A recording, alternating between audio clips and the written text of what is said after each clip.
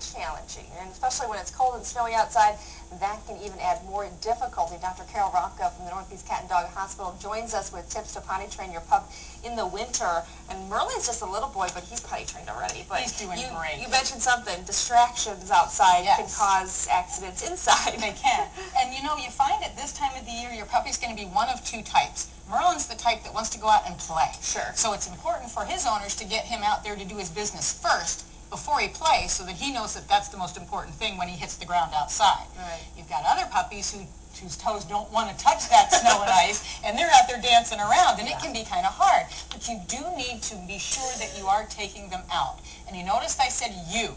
You can't just let them out and assume they're going to do their business on their own. You have to be involved. You've got to go out with them. A leash is best because they do get distracted and you end up playing chase around the yard rather than hurry up and go potty. So put the leash on, take them to the same spot every time.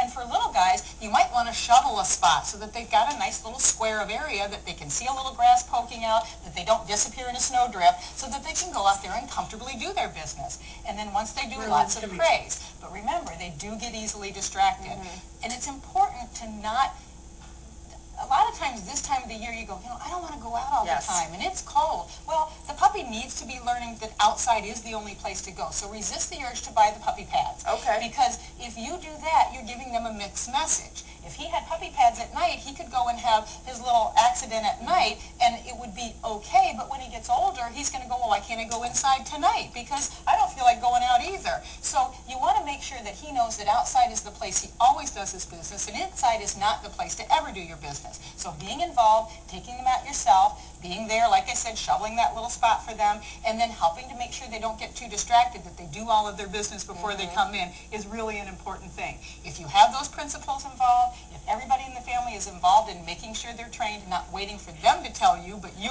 setting that schedule so that they're always successful, I think that you can do a very good job. And remember, the house training is the most important training that you're ever going to do with your dog. You want that to stick, because you want for 15 to 20 years, you want a dog who is very reliable when it comes to house training. Right, and I think if you do have problems, always call the vet. You're there to help, and that's what, the assistance and ideas. And every puppy has gone through lots and lots of little things, and we've got lots of little tricks that you can do that'll help you to get over those little hurdles. Perfect. Thank you, Dr. Ropko. Thank you, Merlin.